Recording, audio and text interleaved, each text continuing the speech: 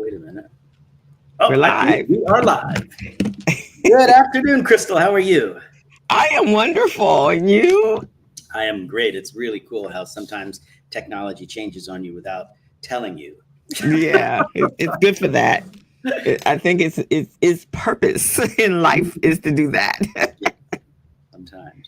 Well, this is a Yeah. pretty cool show. We're going to continue the show that we started last time, talking about bonds. This is a show for just general investors. But we're going to put a little twist in at the back end about investing in a 401k plan um, a versus outside of the plan. So, but mostly for just general investing. Is that okay? That's fine. Okay. That works. All right. Awesome. So, how about if I read your bio? A friend of mine told Hmm. me I should memorize your bio. She obviously has no idea of how much brain capacity I have. So I'm going to read this. Um, okay. Hello, everyone. Please welcome my friend Crystal to uh, the, the conversations on the patio thing here. Crystal is a business coach and consultant.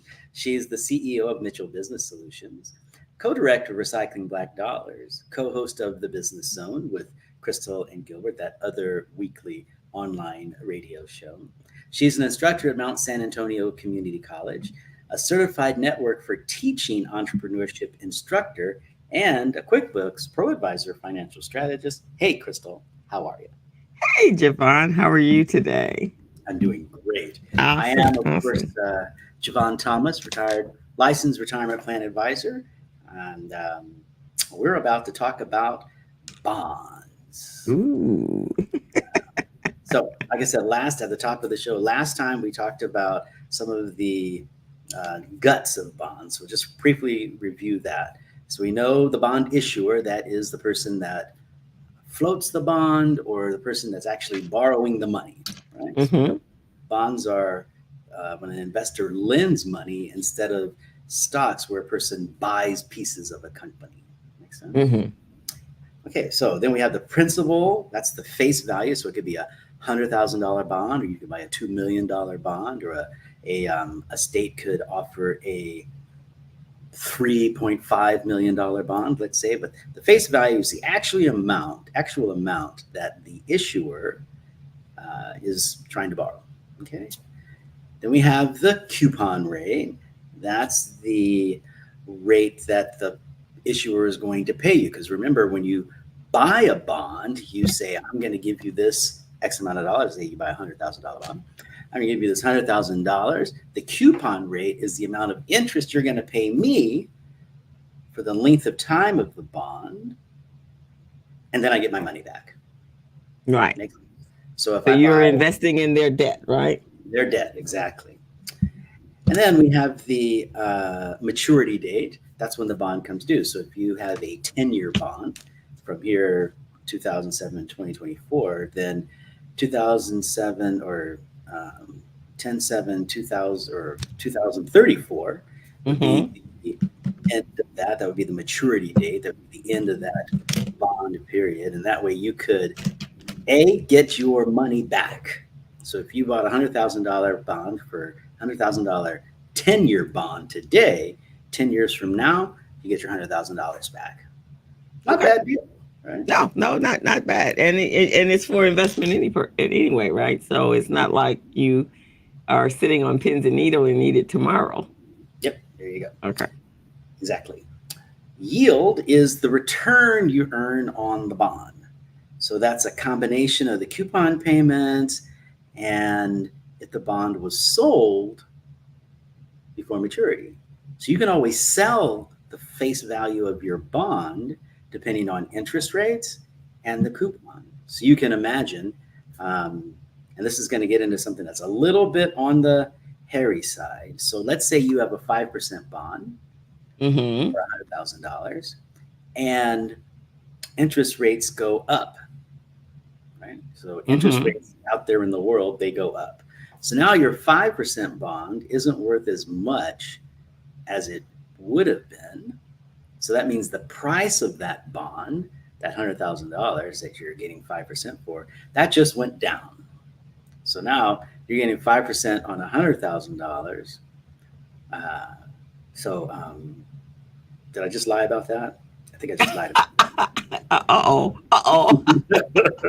So No, not lie, misspoke. interest rates go down.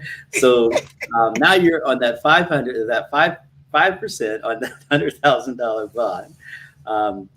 The price of that bond is going to go up, right? Because you're getting 5% on 100,000. Interest rates went down, but you're getting 5% on 100,000. So you can say to someone, "Hey, I'm getting 5% on 100,000. You can buy it from me from 101,000 and get your 5% on 100,000." Okay. Whereas, because interest rate went down, you got to pay me more money than the face value of that bond in order to get the same rate, right? Because you can't go get it anywhere else, right? Make sense? So let's put that in today's terms. So interest rates dropped a couple weeks ago, right? Right. So anyone that had invested in a bond, a U.S. bond, right? Yep. So now they're being their yield or their dividend is they're being paid more. Their dividend and the yield is the same. Right. But if they decide they can sell that, they want to sell that bond. Let's say they want to go to Hawaii or something like that. So they essentially want to get their $100,000 back early. Mm-hmm.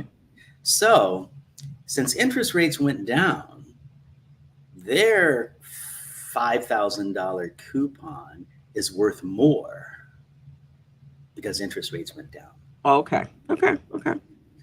So people are going to say, okay, in order for me to get that 5% coupon, I'm going to give you 101,000. So the price of their bond goes up, right, as interest rates go down. Does that make sense? Mm-hmm. Right? Mm-hmm. Okay. And then conversely, the other is true. So I have a little, you can't imagine this, but I have a little bit of a graph. Okay. So a graph now. Why don't we? Yeah, I'm getting all fancy now. Okay. Okie dokie. All right. So, and this is kind of, it's kind of a tough concept for people to get because it just doesn't make sense. So here we see the inverse relationship between bond prices and interest rates. So it's just like I was saying, you can see there that as interest rates go out, right? Mm-hmm. The price of bond goes down. So that means not the coupon, that stays the same, right? Mm-hmm. But the actual face value of that bond, that goes down as interest rates go up. Oh, okay. And then conversely, as interest rates go up, that goes down. That goes down. Right? Yeah. So how does that help you? Well, you can say, okay, I've got a bond. What do I expect? I expect interest rates to go down, right? Interest rates to go down. That means the price of my bond is going to go up. So if the price of my bond is going to go up, instead of me waiting till maturity to get my $100,000 back, what if I sold it now and got a little bit more money for it? All right. Does that make sense? Yeah, that makes sense. So, so for you, the investor, interest rates going up is in your best interest. Yeah, as interest rates go up, the price of bonds goes down. So that's not in your best interest if you're already invested in, right? If you're already holding some. But if you're coming in on this is okay, let's say we're going to buy bonds today at this lower price. Mm-hmm. Is that the same concept of buy low, sell high? I think you're saying there were a bunch of people that bought bonds when interest rates were here. Yes. Now that interest rates are here, yes. Is there a discount on bonds? Right. Because the price of bonds has gone up. Okay. So if I go out and we're talking about the secondary market, right? So the primary market, the bond is the bond. It is the bond, right? Right. The secondary market, if you're selling it to someone else. Bingo. Okay. So if you're selling it to something else, this becomes true. So if you're saying, okay, I got this bond, I don't want to hold it to maturity. I need to sell it for some reason. Well, if interest rates have gone up, the price of your bond is going down. If interest rates are going down, right, Mm-hmm. the price of your bond has gone up. So what you can say is, okay, here, let's say right here at the interest rates being at 6%, the price of interest rates has gone. Okay, here it's at 6%, and Mm-hmm. I need to sell this bond. I need to get my $100,000 back. Okay, Right. so interest rates have gone down. Boom. So that means the price of bonds has gone up. So I can sell this bond for more than I bought it for. Okay. And who would you be selling it to in that? Is there I could sell it to anybody that's interested in buying a bond. okay. So let's say that the market has interesting characters. So let's say that the example that I gave last time, where there was this woman who would buy and sell bonds, she would just and live off of the coupons, right? So she could walk into her dealership and say, or her broker dealer and say, "Hey, I need to buy a bond," right? And the broker dealer would say, "Oh, well, this bond was bought at 6%. This bond was bought at 5%, right? This bond was bought at 3%. What's the coupon?" Well, the coupon is X. All right. So if the coupon is X, this is what it's going to cost you, because interest rates have gone up or down based on, the price has gone up or down based on the interest rates that it was first bought at. Okay. Okay. Right. And then she could say, "Oh, hold on just a moment."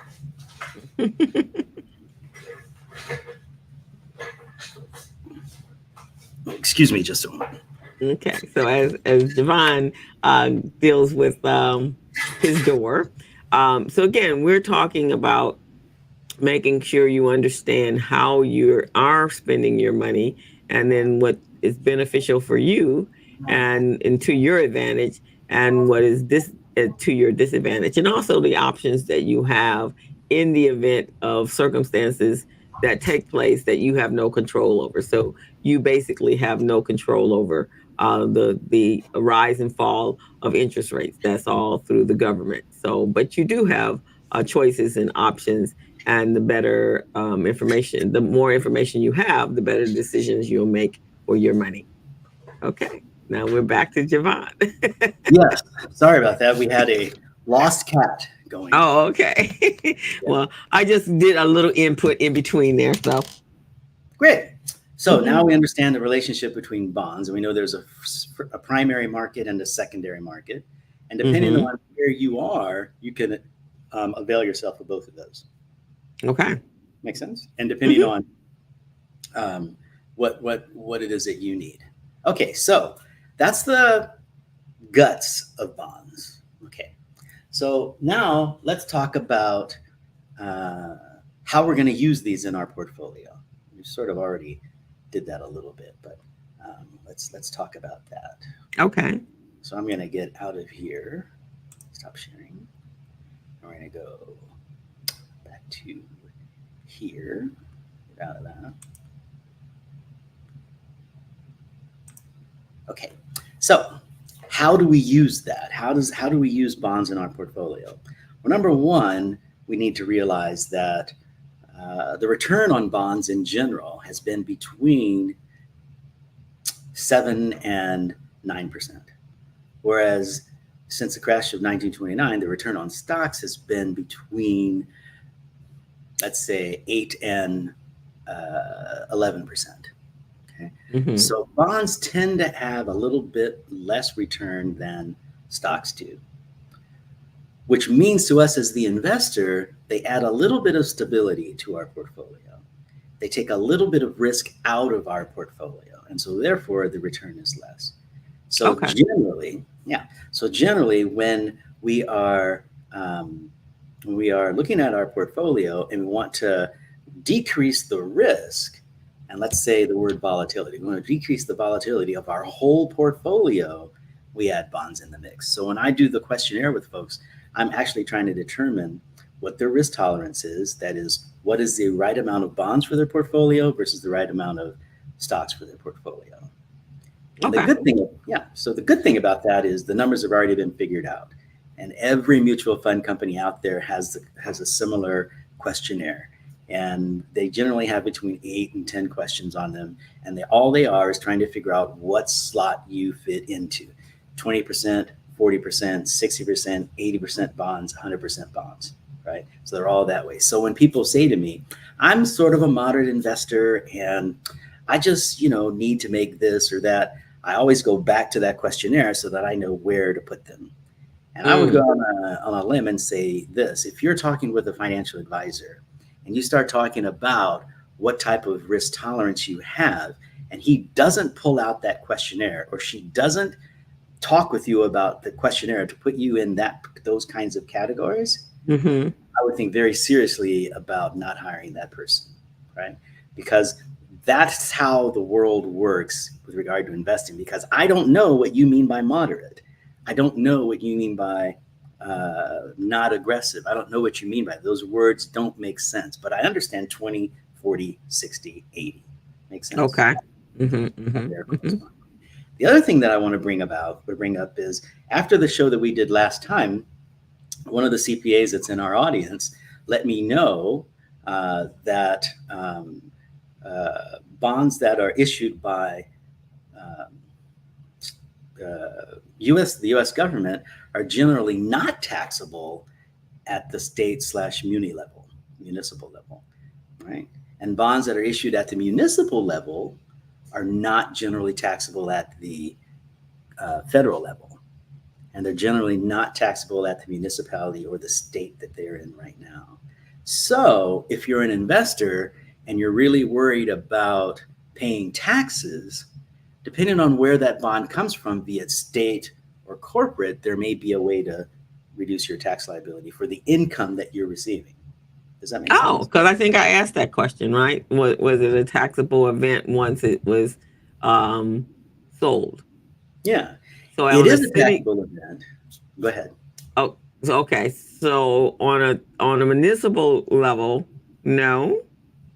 Right. On a municipal level, you're spot on. It's not going to be taxable on that municipal level, but it won't be taxable on the federal level as well. But let's back up. It won't be taxable on the municipal level if you're in that municipality.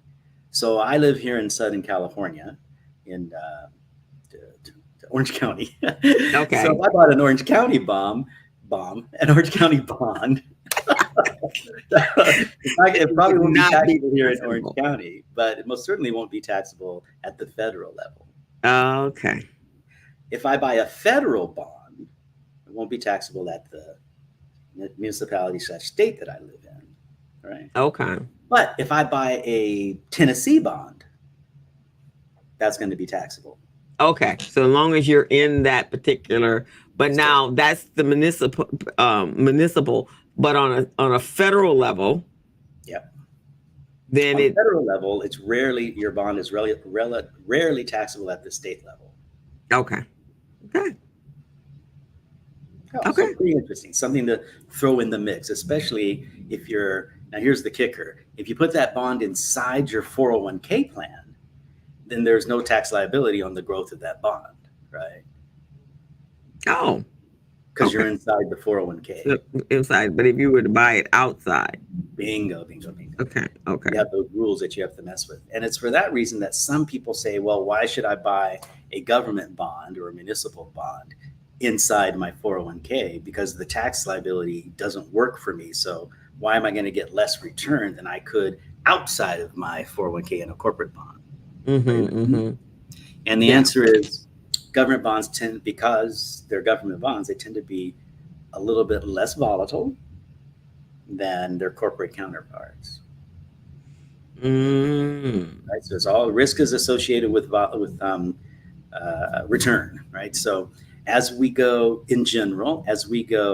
up in risk, we get better return, right? You got to risk it to get the biscuit.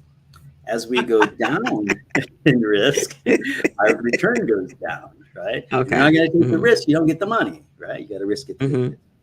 So when we're designing our portfolio, we want to make sure that we understand that government bonds are generally more or less volatile than corporate bonds. And you want to understand that federal bonds are generally not taxable at the state/municipal level, and vice versa.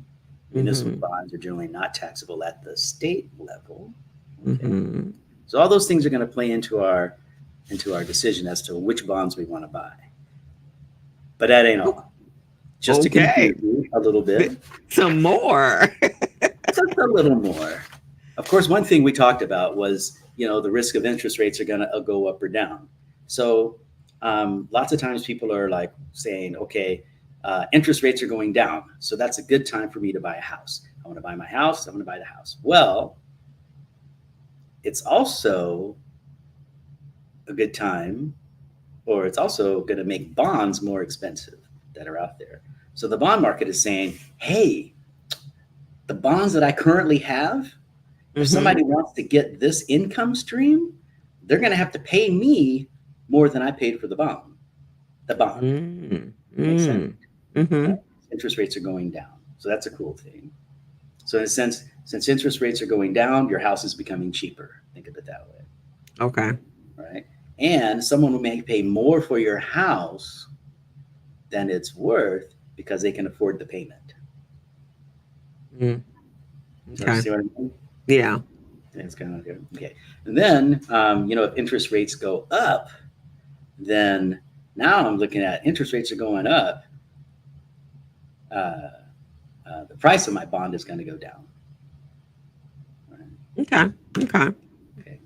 So if interest rates go up, sort of like your house, if interest rates go up, you may not get as much money for it because people are like, I can't afford the coupon. I can't afford to make the payment. Right. So I'm going to buy less because I only got $3 million to spend. Make sense? Yeah. Yes, it does. So we always have that type of risk. And then let's not forget about the people that are issuing the bond, right? If somebody's issuing the bond, XYZ company, they're issuing the bond and they don't pay their bills. Well, gee, you don't want to get that bond, right? You don't want to loan them money because they're not going to pay you. If they don't pay anybody else, they're not going to pay you. So we have credit risk, right? We have that. Which is a good question. So, if I were investing in stock, then I actually can go on this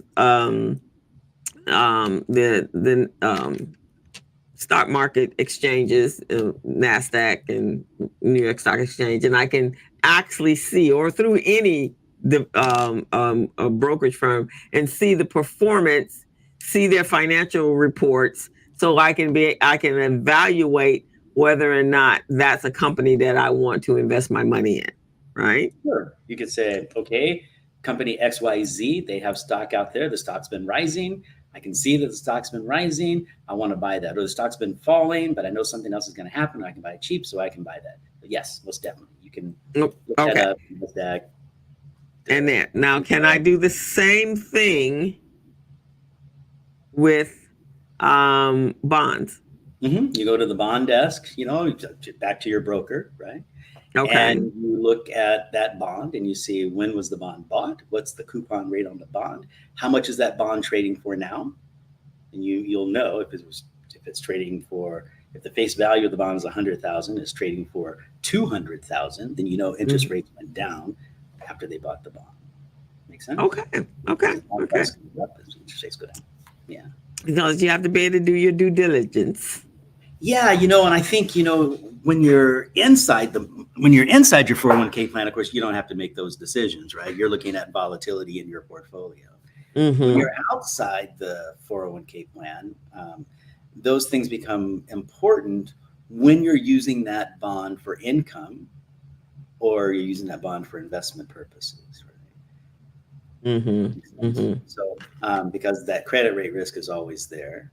Right? Is this a bond issued by some whacked out company that never pays its bills? I don't want that bond, right? Or is this, and then bonds have ratings, right? I mean, like the best bonds are going to be the bonds of companies that pay their bills on time, right? Okay. They pay their bills on time. They don't suck them back early, right? Liquidity. So they don't say, oh, well, we just got a bunch of money. We're giving your money back. I don't want we're giving you your money back. Right? Like that. And we have a very stable interest rate situation, right? That's the perfect world there for some. Okay. So then there is, I mean, yeah. So just like, stock market, you can. So because you would want to know just how, if you are going to get your money back at the end, or are they going bankrupt really and they're just sucking in money? Right. And and you're speaking to some real truth there. And I think that's why some people refer to folks who participate in the bond market some of the smartest people in the room, because they've got so many relationships that they're trying to jockey in order to figure out what that price of the bond is. So interest rates go up. What's that do to the price of the bond? The price goes down. The price goes down. Where's that coupon going to be? Well, the coupon stayed the same, but I'm paying less for it. I'm paying more for it. And as I'm an investor, what's going to be best for me? And if I'm an investor professional, what's going to be best for my client? Right. Yeah, important. Yeah. Whereas if you're selling a stock, this is the value of the stock and went up. Okay, I've got one of two decisions to make. Either I like up or I don't like up. Right. Yeah. Makes sense. Yeah. Makes sense. So that's bonds. Okay. Yay! Okay. Yay! Now we fully understand bonds. Now we understand bonds. So you guys can go out and buy some and add them to your portfolio, or call Mr. Jevon Thomas there, and he can advise you what to do. I do like bonds because they are very contentious in a lot of ways. I mean, people that deal with them every day, they're not very contentious at all. But I find them very interesting because you've got the price of the bond, you've got the coupon, you've got the effective interest rates, and they all come together. And then you got those other things like credit risk, like liquidity, like interest rates, going up and down. So I think they're very interesting because they are kind of, shall we say, complex. Yeah. And then you got all that stock stuff. All that stuff you got to deal with as well. So if this is a company that's issuing this bond, are they on the rise? Does that mean they're going to pay it early? Does that mean I'm going to get more money for my bond? Or are they on the low? And if they're not such a good company, am I going to get a lower rating on my bond? And then it's going to be tougher to sell because it's lower? Or am I going to hold it till maturity and just ride this puppy out and get my coupon and take my money and then go back around and do it again, rinse and repeat? You know what I mean? Right. Get my money out. So very, very cool stuff.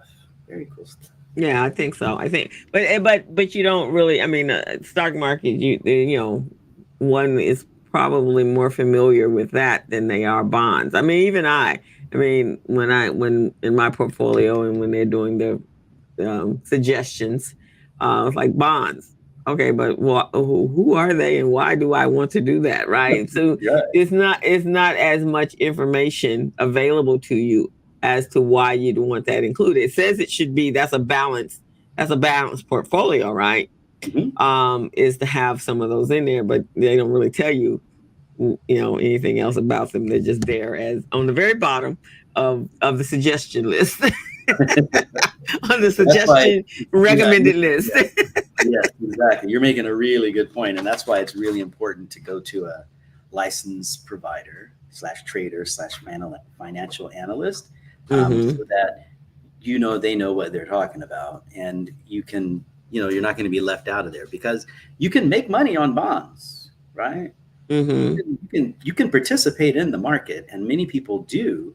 And those people work with really smart people. So you just got to have someone that can do that, that can figure that out. Just like working with derivatives or working with oil and gas or any of those features, any of those things, right?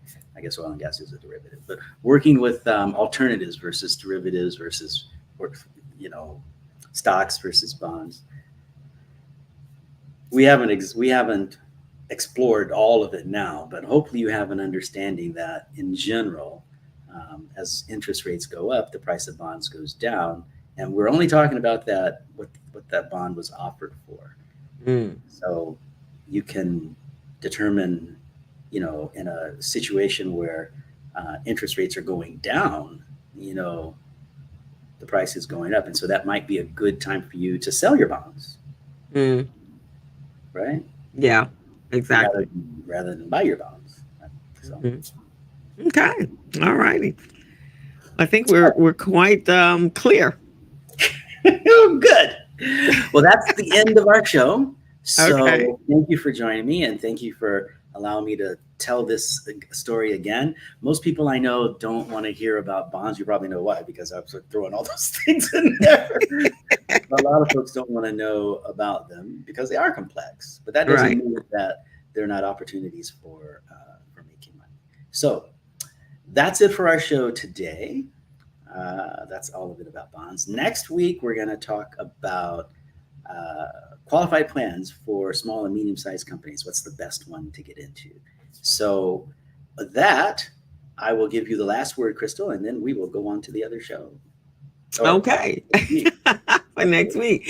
Again, as I said, as Devon has stepped away for a few moments, the more information you have, the better decisions you make on how you're spending your money. And definitely because we're really talking about the long game here. We're talking about retirement. And so if depending on when you started, um, some of these decisions are not as critical as others, but if you start late in the game, then these are some very critical decisions you're making because it really affects how your life is going to look on the other side of retirement. So, just bringing you information that help you make better choices for your future retirement plans. Oh, excellent, excellent. Thank you, Crystal, and we will see you folks next week on the patio. All righty, bye bye, everyone.